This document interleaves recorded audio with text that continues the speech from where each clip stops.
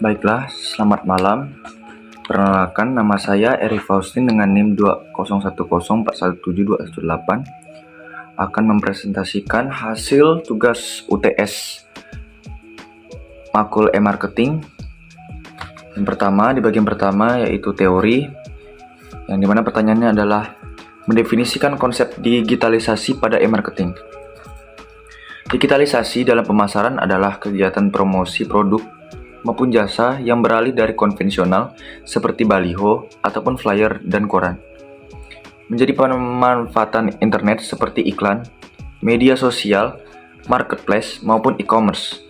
Jadi, digital marketing merupakan bagian pemasaran sebuah brand menggunakan media digital atau internet agar tujuan pemasaran dapat tercapai melalui terapan media, data, dan teknologi. Yang kedua, dalam konteks digital, setiap titik koneksi dengan pelanggan seperti transaksi dan komunikasi terekam oleh perusahaan. Nah, terus fenomena apakah ini dalam e-marketing? Apakah hal tersebut dapat menghasilkan nilai atau laba bagi perusahaan? Fenomena ini dalam dunia marketing disebut customer data atau database customer. Customer data atau database customer ini adalah sistem yang biasanya digunakan untuk bertransaksi serta berkomunikasi sekaligus menyimpan dan mengolah data pelanggan secara konsisten. Customer data ini dapat menghasilkan laba bagi perusahaan karena customer data dapat mengklasifikasikan pelanggan, sehingga perusahaan dapat menentukan keputusan bisnis yang lebih tepat, menghemat lebih banyak waktu, dan memudahkan akses terhadap data pelanggan. Yang ketiga, teknologi dari e-marketing merubah banyak aspek strategi pemasaran.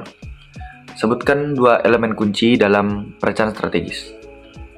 Dua elemen dasar perencanaan strategis adalah yang pertama, mempersiapkan analisa SWOT guna mengetahui kekuatan internal dan posisi perusahaan secara eksternal.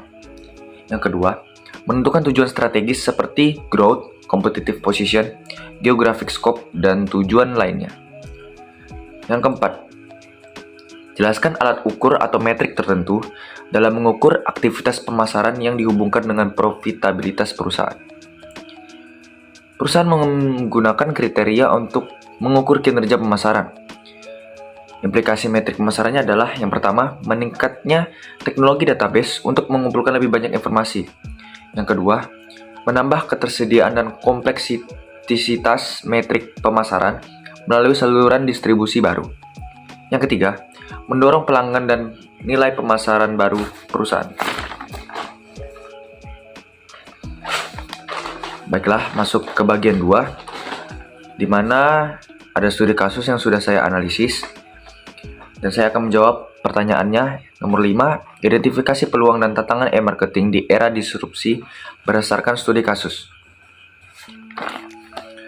Peluang perusahaan di era disrupsi dari segi marketing adalah munculnya pasar baru secara terus-menerus karena siklus hidup produk yang makin pendek, sehingga perusahaan bisa terus mengembangkan usahanya ke pasar yang lebih baru dan kekinian.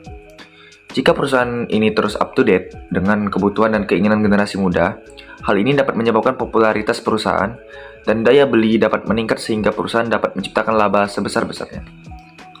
Tantangannya adalah setiap generasi memiliki preferensi yang berbeda-beda, serta perusahaan kecil sangat kesulitan untuk beradaptasi dengan kebutuhan dan keinginan yang selalu berubah.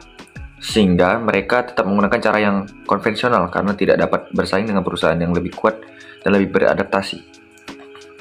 Pertanyaan ke-6, pemasaran yang bersifat personal ini mulai diinisiasi oleh segmen generasi yang mana sih? Pemasaran yang bersifat personal ini diinisiasi oleh segmen generasi Y dan Z karena dengan bantuan artificial intelligence, teknologi terbaru, banyak perusahaan yang menggunakan teknologi ini untuk mempersonalisasi iklan berdasarkan pencarian atau data pelanggan dan pengguna medsos. Seperti misalnya TikTok yang misalnya kita mencari barang apa, nanti iklannya keluar apa, seperti itu. Bagian ketiga yaitu praksis.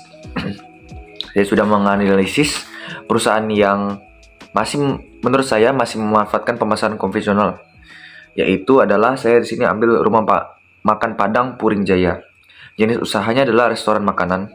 Alamatnya di Jalan Katulistiwa nomor 8, Siantar Hilir, Pontianak Utara, Siantar Tengah, Kecamatan Pontianak Utara, Kota Pontianak, Kalimantan Barat. Teknologi apa yang saya bayangkan dapat membawa nilai marketing pada perusahaan ini? Teknologi yang bisa digunakan oleh pemilik usaha rumah makan Puring Jaya ini adalah promosi melalui sosial media atau sosial media marketing untuk memperluas pasar tidak hanya di daerah Siantar saja, namun dapat menjangkau pasar seluas-luasnya khususnya di Pontianak. Dan juga rumah makan Puring Jaya ini juga dapat menggunakan teknik konten marketing serta influencer marketing untuk mendapatkan atensi publik dengan cara yang lebih menarik. Saya sudah merancang juga analisa SWOT untuk sebagai langkah untuk memformulasi strategi marketing yang tepat untuk perusahaan ini. Di analisis strength-nya, rumah makan Padang ini memiliki pasar yang dominan khususnya di daerah Siantar dan sekitarnya. Dan juga ada loyalitas customer yang cukup tinggi khususnya di daerah Siantar. Weaknesses atau kelemahannya adalah produk yang kurang menyehatkan atau tinggi kolesterol. Yang kedua, cakupan pasar yang tidak terlalu luas. Dan juga tempat usaha yang kurang menarik. Di bagian opportunities atau kesempatan adalah dapat memperbesar usaha dengan kualitas produk yang baik. Dan juga dapat menjadi salah satu rumah makan terkenal apabila terus menjaga kualitas produk, kebersihan rumah makan, dan juga bisa membuat lebih menarik lah tempatnya. Baiklah, di bagian ancaman atau threats, munculnya pesaing baru yang lebih menarik perhatian dan juga berkurangnya minat masakan Padang karena tidak ada inovasi dan menu baru. Sekian presentasi dari saya, mohon maaf jika ada kekurangan. Sekian dan terima kasih.